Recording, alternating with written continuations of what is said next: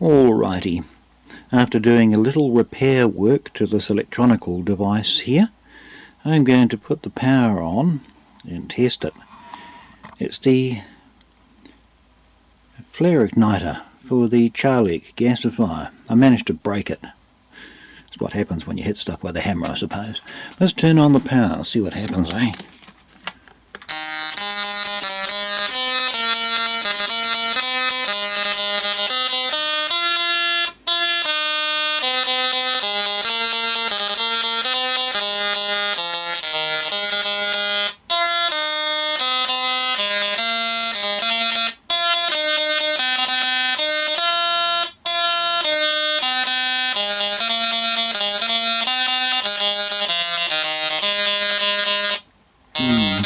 Doesn't work. Oh well. Better luck next time.